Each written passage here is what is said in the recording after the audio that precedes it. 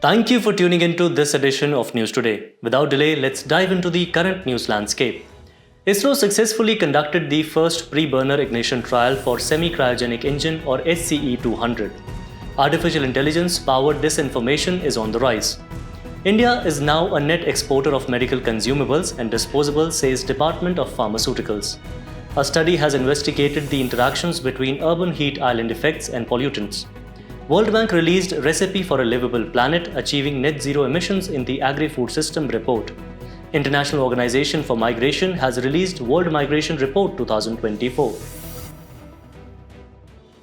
Starting with the first news. ISRO successfully conducted the first pre-burner ignition trial of semi-cryogenic engine or SCE-200. Let's take a closer look at this achievement and understand what makes these semi-cryogenic engines so significant. The ignition process is one of the most critical aspects in developing liquid rocket engine systems, and ISRO has taken a giant leap forward by achieving this recent semi-cryogenic engine or SCE ignition. This was made possible using an innovative start fuel ampule developed by ISRO's Vikram Sarabhai Space Center. The ampule uses a unique combination of triethyl aluminide and triethyl boron compounds. Now, what exactly is this semi-cryogenic engine all about? The SCE utilizes liquid oxygen as an oxidizer and refined kerosene as fuel. ISRO is developing a powerful 2000 kN thrust SCE aimed at boosting the payload capacity of its launch vehicle Mark III and future rockets. The Liquid Propulsion Systems Center in Bengaluru is leading this critical engine development. These semi-cryogenic engines offer significant advantages over traditional fully cryogenic engines used in rocket final stages. Cryogenic engines use liquid oxygen as oxidizer and liquid hydrogen as fuel and kept at extremely low temperatures. But SCEs are a game changer. Their refined kerosene fuel is lighter, needs less storage space, and can be held at normal temperatures, making it easy to store and handle. Furthermore, SCEs can carry heavier payloads at higher altitudes, and also they are more eco-friendly and cost-effective. With this successful ignition trial, ISRO has taken a major step towards realizing its vision for semi-cryogenic propulsion technology. Moving on to the next news. Artificial intelligence-powered disinformation is on the rise. A concerning challenge has been put forth that the AI-powered disinformation, which has reportedly been used in recent national elections across the globe. So what is disinformation? Disinformation is the intentional spread of misleading or biased information, poses a grave threat to democratic processes and societal stability. Criminals, terrorist or extremist groups, and state-sponsored actors have exploited disinformation to spread propaganda, incite confusion, or compel violence. The advent of information technology has played a pivotal role in the spread of disinformation, enabling the rapid dissemination of fake news and manipulated content across various platforms. The challenges posed by disinformation are multifaceted and far-reaching. Firstly, it curtails human rights by interfering with the right to freedom of thought and the ability to hold opinions without interference, as fake news interferes with the free flow of correct information. Secondly, disinformation can weaken trust in democratic institutions by substantially swaying public opinion, influencing elections, and shaping public policy based on false narratives. Thirdly, it can polarize society by exploiting contentious political or social divisions, sowing seeds of discord and conflict within communities. Lastly, disinformation can enable digital violence and repression, with non-state actors using coercive information tactics such as cyber-stalking, harassment, or cyberbullying against their challengers. Addressing the threat of AI-powered disinformation requires a multi-pronged approach. Technological solutions such as using AI and machine learning for identifying and filtering out false information can play a crucial role. However, collaboration between governments, technology companies, and civil organizations is essential for effective regulation, threat monitoring, and regular technological system updates. International cooperation is also vital for shaping best practices and intelligence, enabling a coordinated global response to this transnational challenge. India has taken several steps to combat disinformation, including the Information Technology Intermediary Guidelines and Digital Media Ethics Code Rules 2021, which proposes that social media platforms are required to remove content that has been fact-checked. Additionally, the Information Technology Act of 2008 can be used to penalize those who spread fake news through electronic communication, and the recently introduced Bharatiya Nyaya Second Sanhita 2023 has provisions for addressing fake news, including through electronic means. As AI-powered disinformation continues to evolve, it is imperative that we remain vigilant and proactive in our efforts to combat this threat. In our next news, India is now a net exporter of medical consumables and disposables, says Department of Pharmaceuticals. In a significant milestone for India's healthcare industry, the country has emerged as a net exporter of medical consumables and disposables, according to the Department of Pharmaceuticals. However, the overall medtech sector continues to grapple with import dependency. While exports of consumables and disposables surpassed imports last year, the broader medtech sector witnessed a surge in imports, primarily driven by countries like the US, China, and Germany. This contrasting trend highlights both the opportunities and challenges within this critical healthcare segment. But first, let's understand what the medtech sector encompasses. It is a vital component of healthcare systems, focusing on designing and manufacturing a wide range of medical products and devices for diagnosis, prevention, and treatment. Major categories include disposable and consumables, electronics and equipment, surgical instruments, and implants. Now, turning the lens towards India's medtech landscape, the sector is projected to grow at a remarkable 28% annually, potentially reaching a whopping $50 billion in size by 2030. Impressively, India currently ranks at the fourth largest market for medical devices in Asia and stands among the top 20 globally. However, there are challenges to overcome. Indian companies primarily produce low-end products like syringes, needles, catheters, and blood collection tubes. Around 65% of domestic manufacturers operate in the consumable segment, catering mainly to local consumption. Cost competitiveness, quality assurance, and regulation remain major hurdles. Recognizing the immense potential, the government has taken several initiatives to improve the competitiveness of India's medtech sector. These include the PLI scheme for promoting domestic manufacturing of medical devices, approval of 4 medical device parks across states, allowing 100% FDI through the automatic route, and the launch of the first national medical devices policy in 2023. Additionally, a draft national policy on R&D and innovation in the pharma medtech sector is in the works. As India navigates this journey, the focus on quality, fostering partnerships among stakeholders, and boosting investment in research and innovation will be crucial. With concerted efforts, the nation can leverage its strengths to emerge as a global powerhouse in the medtech domain, ensuring access to affordable and quality healthcare solutions for its citizens and the world. Moving ahead on the news. A study has investigated the interactions between urban heat island effects and pollutants. In a study by the National Institute of Technology, Trichy has revealed a concerning pattern that there is significantly higher concentration of pollutants in urban areas compared to rural areas.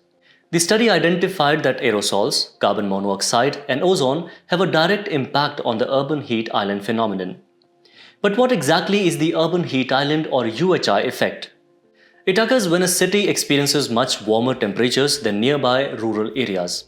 Alarmingly, the urban heat island effect can raise temperatures by staggering 5 degrees Celsius to 10 degrees Celsius, exacerbating the intensity and duration of heat waves. The causes of UHI are multifaceted. Firstly, the reduced natural landscapes in urban areas with hard, dry surfaces such as roofs, sidewalks, roads, buildings, and parking lots contribute significantly to the effect. Secondly, the urban geometry plays a role. As surfaces and structures obstructed by neighboring buildings become large thermal masses that cannot readily release their heat. Thirdly, the heat generated from human activities, including vehicles, air conditioning units, and industrial facilities further exacerbates the UHI effect. The impact of UHI on urban environments is far-reaching. It leads to higher energy consumption with increased demand for air conditioning to cool buildings. Moreover, it poses significant health risks such as respiratory problems, sunstroke, dehydration, and tiredness, particularly for vulnerable populations. To mitigate the UHI effect and its consequences, several strategies can be employed. The use of high albedo, the fraction of light reflected by a body or surface, and cool surface materials can reduce the impact of UHI. Furthermore, urban greenery, green roofs, and green surfaces can also play a vital role in mitigating the urban heat island effect.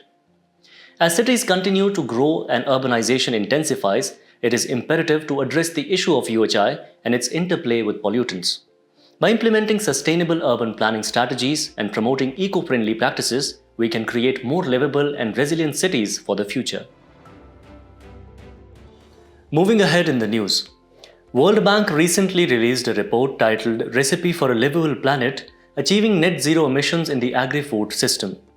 This groundbreaking study provides the first comprehensive global roadmap for mitigating the agri-food system's substantial contributions to climate change. But first, what exactly is the agri-food system? Let us get to know about it. The agri-food system encompasses the entire journey of food from farm to table, spanning cultivation, harvesting, processing, packaging, preparation, consumption, and even disposal. Moreover, it also includes non-food products like forestry, animal rearing, and the use of feedstock. Now let's dive into the key findings of this report. The agri-food system generates a staggering 1/3 of global greenhouse gas emissions. And another finding states that 3/4 of these emissions come from developing countries, with China, Brazil, and India leading the pack as the top 3 emitters. Focusing on India specifically, then 60% of its agri-food emissions stem from the farm gate, primarily due to enteric fermentation in the livestock sector. Despite an overall doubling of climate financing over the past decade, reaching $660 billion, project-level financing for agri-food systems stands at a mere 4.3%, a paltry $28 billion. To drive real change, annual investments must increase substantially to a staggering $260 billion per year. This is the key to halving agri-food emissions by 2030 and ultimately achieving the goal of net zero emissions by 2050. Now let's talk about the greatest potential for mitigation, which lies in the carbon sequestration in agriculture. This includes measures to reduce enteric fermentation, increase synthetic fertilizer efficiency, and manage water resources in rice cultivation. Moving on to the recommendations outlined in the report, several crucial steps must be taken. First and foremost, leveraging results-based climate finance, climate bonds, and blended financing, while also increasing corporate accountability, can make investments more effective. Additionally, reproposing harmful subsidies toward agri-food system mitigation technologies and ensuring faster access to information through digital technologies will incentivize farmers to adopt environmentally sustainable production tools. Furthermore, innovative mitigation technologies like using chemical methane inhibitors, feed additives from red seaweed, indoor farming methods, and precision machinery offer promising solutions. The report also emphasizes the importance of creating green jurisdictions where subnational jurisdictions come together around climate action, as well as ensuring inclusion by reducing emissions while safeguarding jobs, good health, livelihoods, and food security for vulnerable groups and smallholder farmers. This comprehensive report by the World Bank serves as a wake-up call, highlighting the urgent need for collective action to address the agri-food system's significant contribution to climate change. By implementing the recommended strategies, we can pave the way for a more sustainable and livable planet for generations to come. Moving ahead in the news, International Organization for Migration has released World Migration Report 2024. Let's start by first diving into the key findings of this report. At a global level, the report highlights that conflict and climate change remain the two biggest factors driving unprecedented levels of displacement worldwide. The total number of international migrants has hit a staggering 281 million, of which a whopping 117 million are displaced persons, making the highest level ever recorded. Closer to home, the report sheds light on India's situation. Climate impacts have emerged as a strong influence on internal migration patterns, particularly from states like Rajasthan, Uttar Pradesh, and Madhya Pradesh. Interestingly, India hosts the world's largest number of international migrants at 18 million, residing notably in the UAE, USA, and Saudi Arabia. And here's a significant statistic. In 2022, India remained the top remittance recipient country, receiving over a staggering $111 billion, the first nation to cross and even surpass the $100 billion mark in remittances. However, the report also highlights some concerning issues faced by migrants globally. Reduced legal migration pathways for individuals from less developed countries is driving more people to resort to irregular and dangerous migration routes. Moreover, migrants continue to face racism, xenophobia, criminalization, gender-based violence, and other human rights violations. The International Organization for Migration, which authored this report, was established way back in 1951 and is now part of the United Nations system. Headquartered in Geneva, Switzerland, the IOM has 175 member states and is focused on driving solutions to displacement crisis while facilitating pathways for regular migration. Key initiatives introduced include the Global Compact for Migration. As the world continues to grapple with the complexities of migration, this latest report serves as a stark reminder of the challenges as well as opportunities. The personality in news for today is Tileswari Koch. She was daughter of Babakant Barua and her birthplace was Nijbargaon village on the outskirts of Dhekiyajuli, Assam. Talking about her contributions, she was shot by the British on September 20, 1942 during the Quit India movement while attempting to hoist the tricolour at a police station in Dhekiyajuli along with other freedom fighters. This incident is sometimes called as Dhekiyajuli Martyr, and the procession of freedom fighter to hoist flag is known as Mrityu Vahini or Suicide Squad, which was led by Mon Bornath. Dhekiyajuli town marks September 20 as Martyrs' Day in her honour.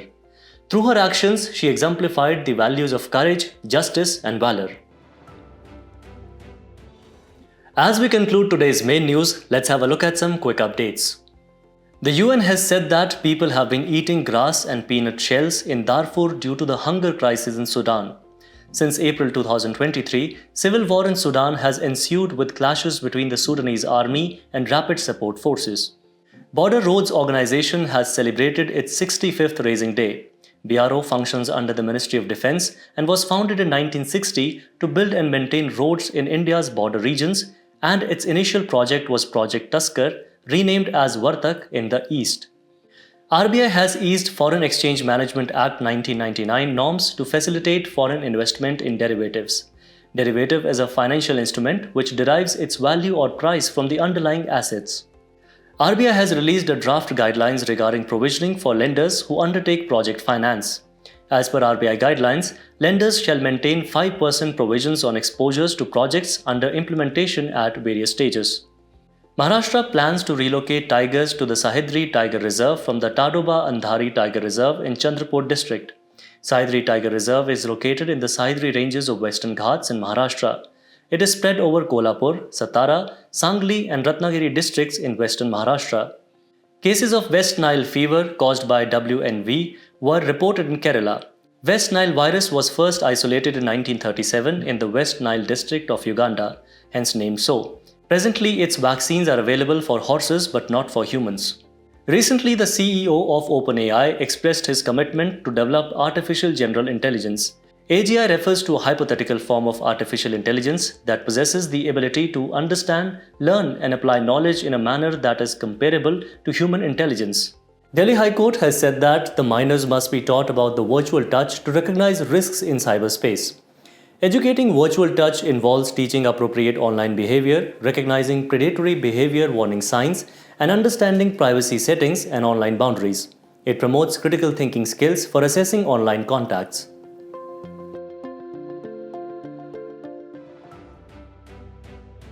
Before we wrap up today's bulletin, it's time to put your knowledge to test in today's segment of Test Your Learning.